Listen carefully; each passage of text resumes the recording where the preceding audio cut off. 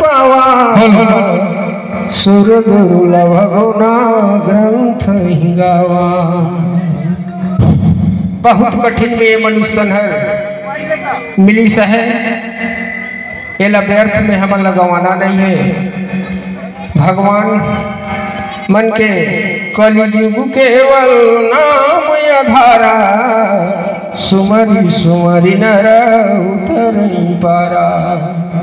ये कलियुग में भगवान का नाम ही ये भवसागर लपार उतारे डोंगा बनी से वो डोंगा में सबो झन ला चढ़ना है भाई। कहे कि साहेब के कहना है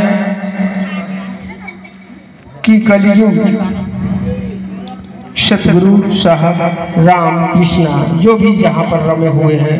उन साहब का नाम लेकर के हम इस ददरिया कार्यक्रम को श्री गणेश करते हुए आइए टूटी फूटी भाषा में हम लोग शुरुआत करने जा रहे हैं। जो भी त्रुटि होगी उसे क्षमा करने का कृपा करेंगे भाई। हाँ। अजय शुरू हवे। हाँ।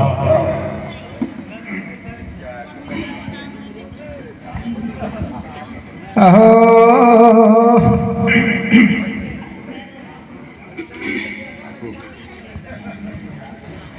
अरे सुमरन करो यहाँ कर नर नारी देख तो बालक प्रीता हदौजा हमारे सुमरन करो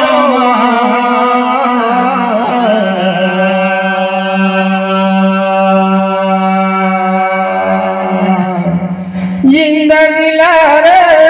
ब्रह्मा लिखे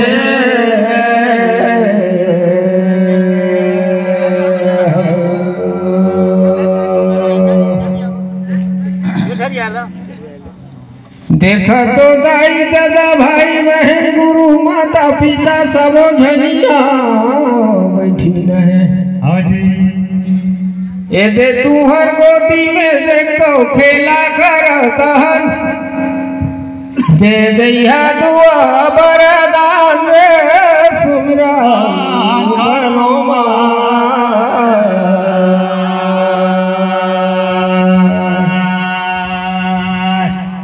जिंदगी ब्रह्मा लिखे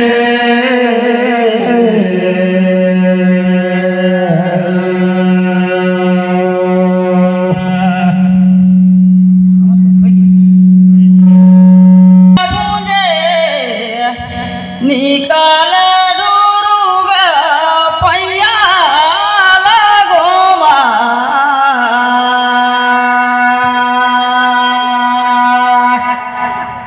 गंगा लाने ओ भागे रतिया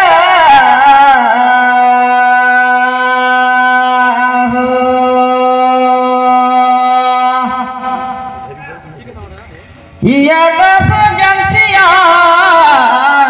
गाँव का देवी देवता तैया भूया सुमरिन करो मैं माता डिहरी दई तोर पैया लगो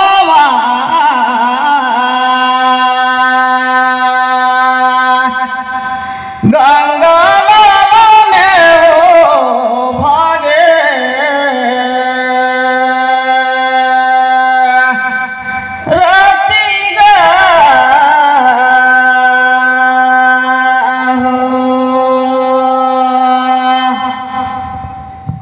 शिवल चढ़ाओ देखो बेलपति आओ श्रद्धा सुमल में चढ़ाओ रे सुमरन करो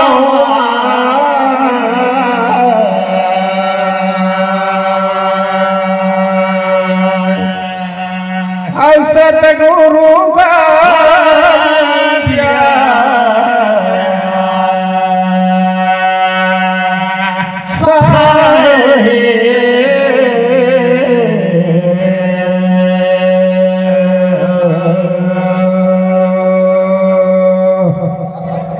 हे गौरी कर नंदन गजबदन गजानन सड़ानन माता गेदाई कौन विधि तोला में मनाओ दाऊ सुमरा करो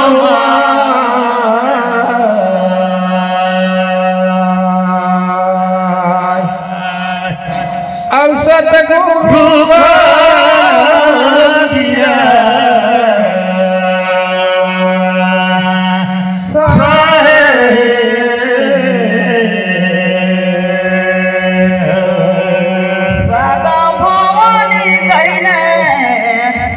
सनमुगरा है गाने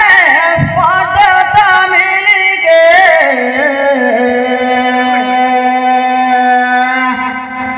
गंगा लाला ओ भागे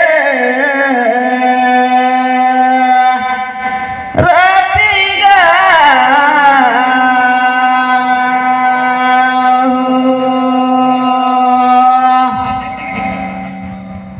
पाटता बर्मा विषाणु मासूमारा ठोगा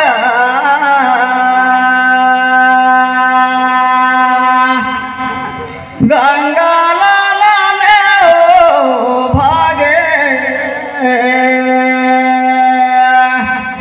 रति गा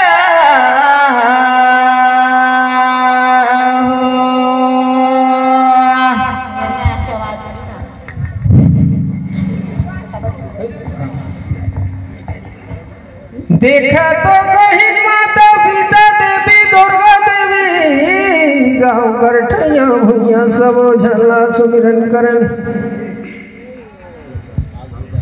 अब कहिया देखा ए देखा टीला ने डोरे लगे लगे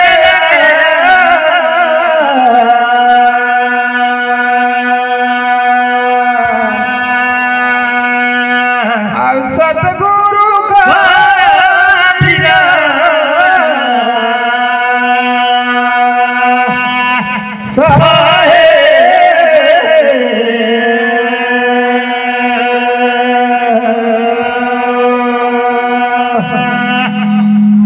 सुमरनी कर काम गए दैया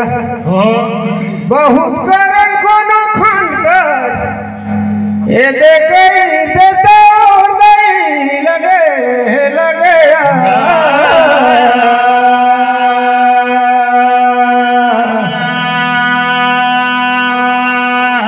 अब सतगुरु का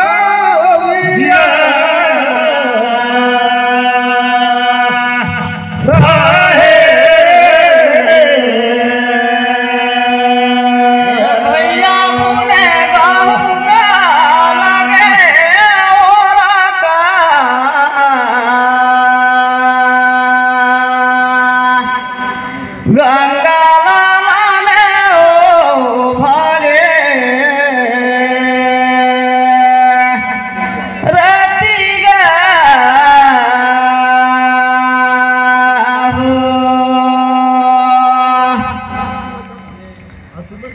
लेगा भैया पीछू महूगा लगे और का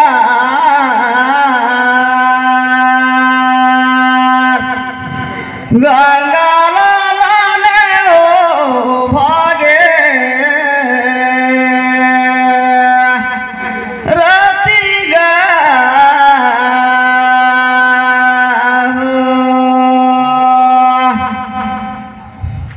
बड़ा सुंदर कर देखा तो हाथे धरे लोटी आयो ये दे चले सनान पूछा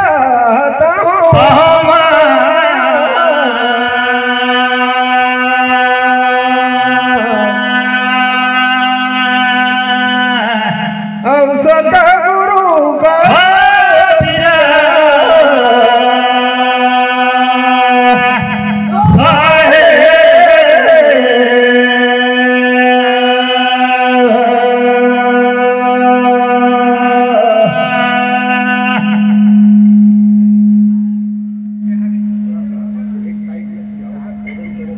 देखा तो कहीं ज्यादा दिन गोरानी रही ये दे तीनों झटका दे देता नाम रे पूछो तो हम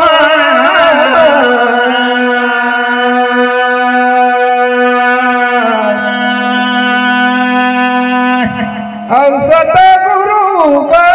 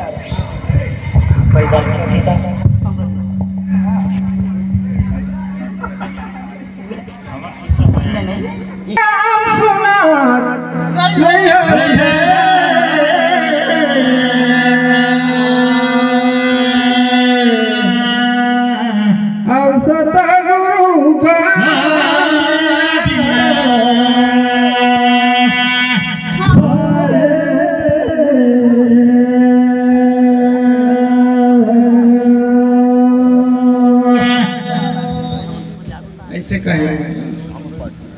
राजा दशरथ करती ठन रही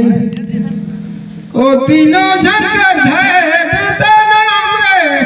ऐसे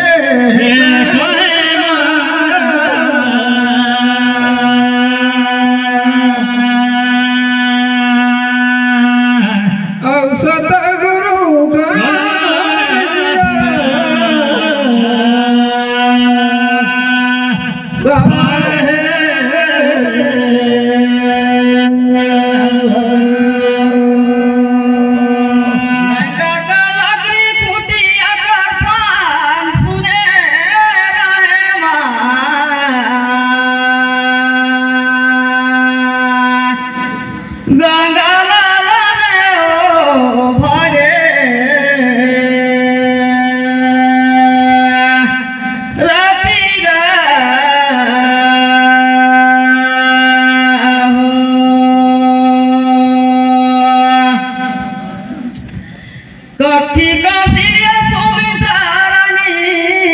दशरथ का हमें बाबू मंदिर नाम सुने रहे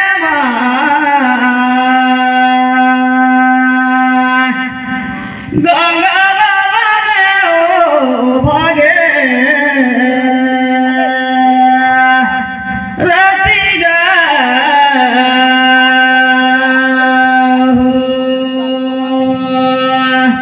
बड़ा सुंदर कर देखते जाएंगे रे भौजी बड़े छोटे लामेटी का थे बड़े लामेटे थे पूछो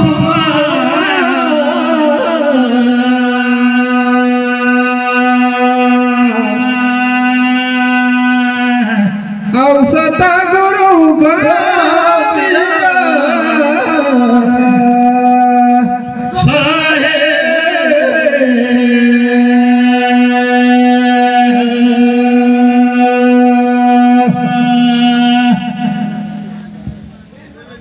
ये दे तीनों रानी में 4 गुट बेटा रही लेकिन कौन कौन रानी कर कौन कौन ये गाई रही बेटा रे फिर पूछो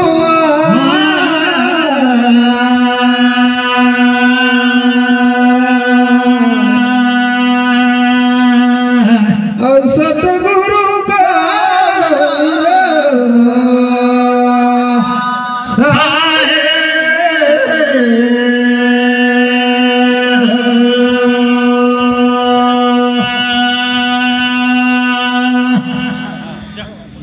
कौशल्या का रामचांद सुमित्रा का लक्ष्मण शत्रु ओ भारत में भैया के गाई का माता तो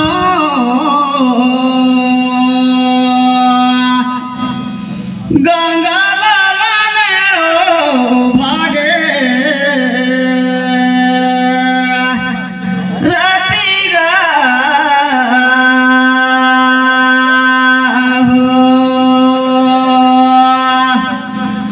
तीनों रानी का चारों बेटा है ओ मन का नाम याद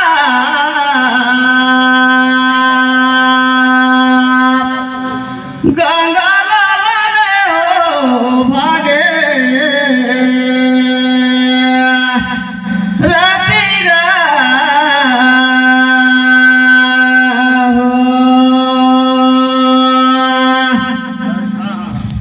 वो इसका कहा था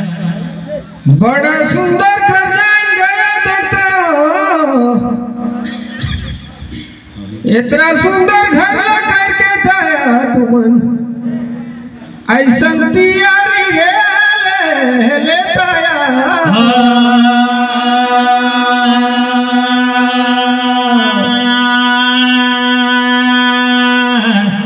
सतगुरु का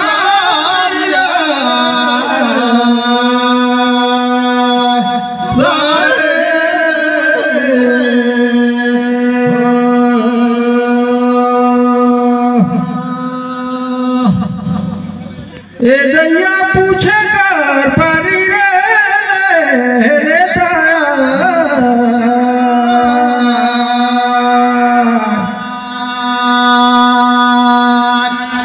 और सतगुरु का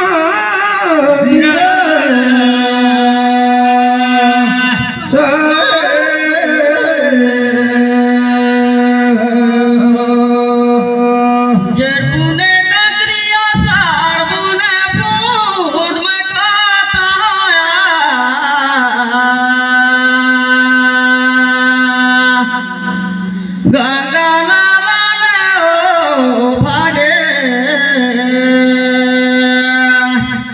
राती गा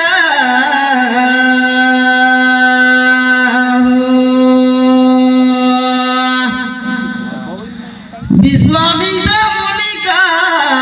रोकर माता कौन है और वो कर बेटी का रवे का नाम कैसो नहीं आया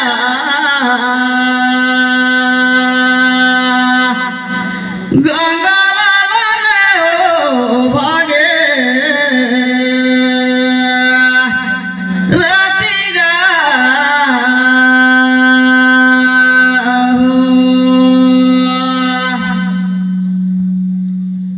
बहुत सुंदर तुमन कर सवाल है भले पहुंचन हमन भाई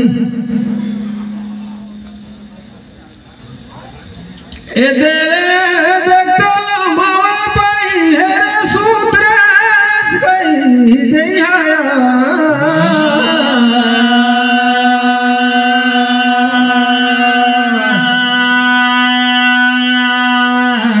और सतगुरु का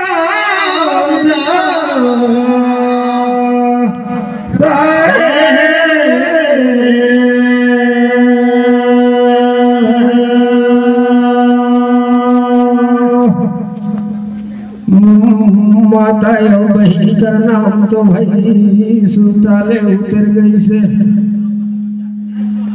विश्वामित्र रहिस गाधी सूत्र गई दैया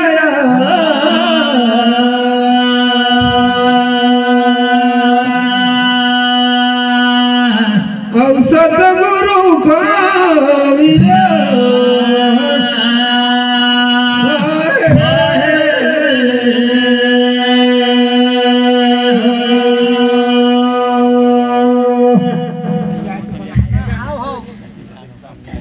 ये भैया नींद चाहा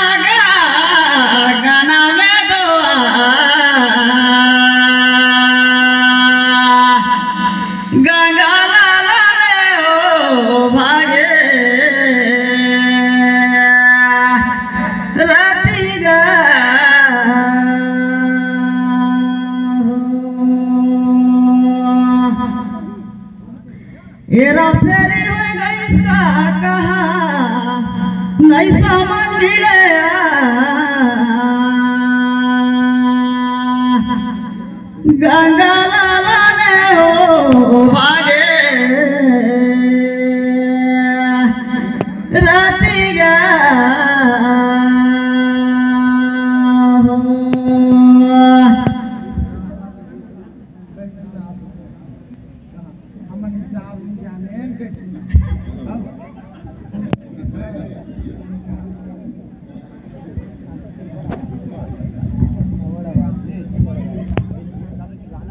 गए बाजार ले बेटीगा विश्वामित्र मुनिका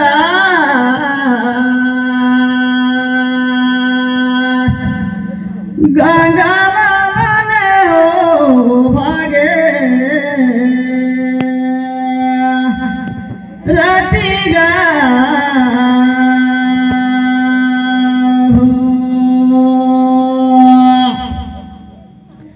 माता हरावे मेनका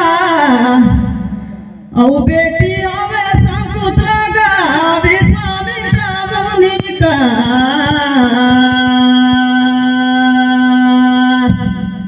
गंगा लाने हो भागे रातिगा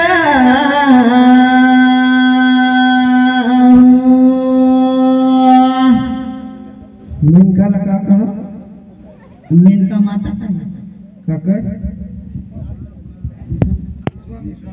ओकर पत्नी है ओकर पत्नी है मतलब ओकर माता नहीं है संपुतला का तो उल्टा ना कही दे दादा ने तुम तो कैसे पता होगा बड़ा सुंदर कर तुमन सा करे रहा मारे तीतर मारे लवारे लगे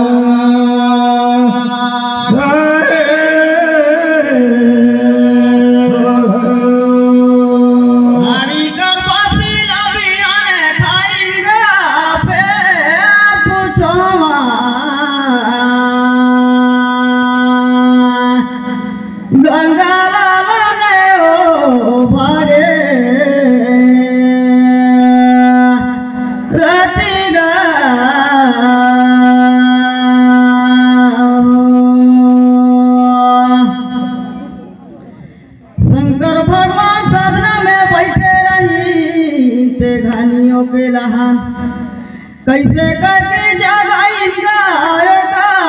जगे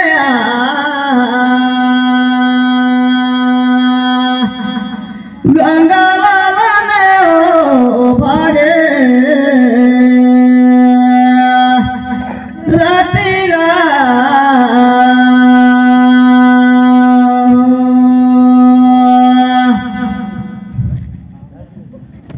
बहुत सुंदर हर टिकरा रतनपुर से आएंगे भौजी खमरिया हजार इस बड़ा सुनो रैया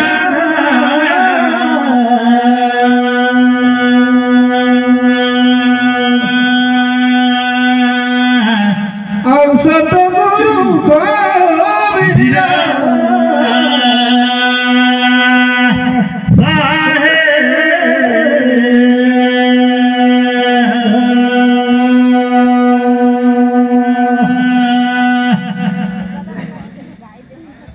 माता सती है तो अग्नि में जल गई। हाँ जी।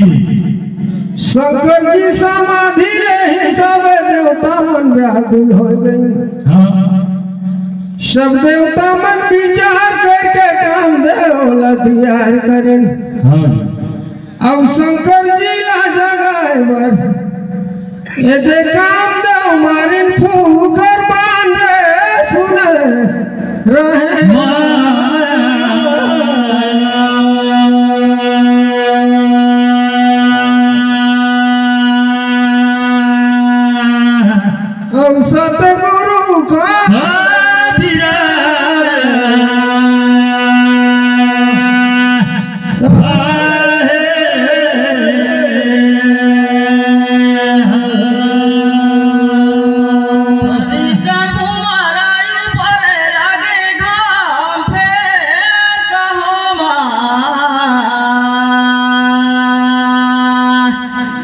गंगा लालन भागे राती हो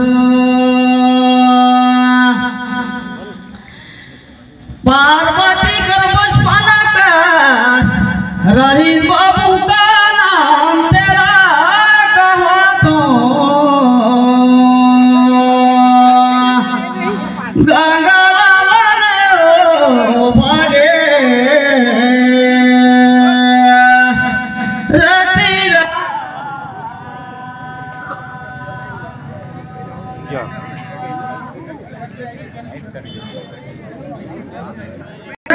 माली पहुंची सब जाम रे धरा तो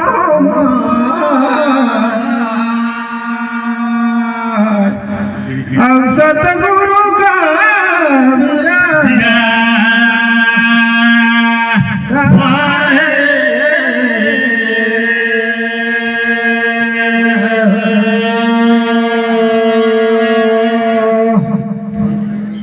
एगो तो देखा नील कमल श्वेत कमल गुलाब आम करमो चमेली ये देखा नेर का फूल का मारे रहीन बान रे पाँच ठनया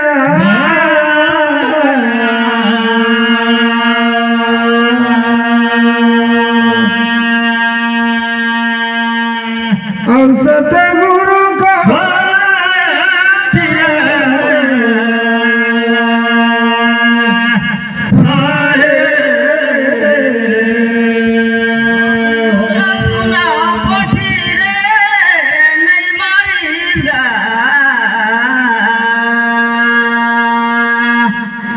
गंगा लालन भागे राती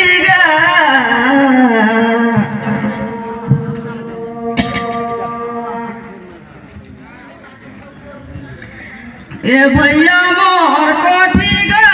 नहीं दो मारा दे गंगा भागे राती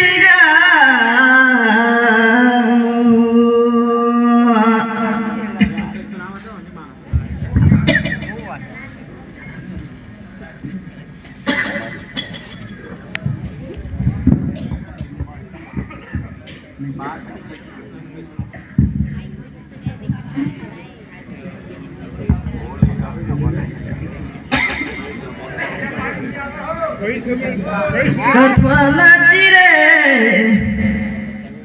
लगावे यारी गा लगे लगे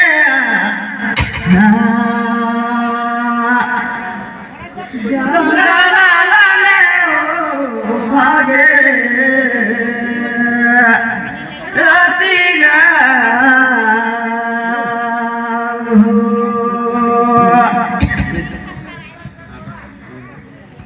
भैया ले ले पारी गा दूसरो जाने गंगा लालन भागे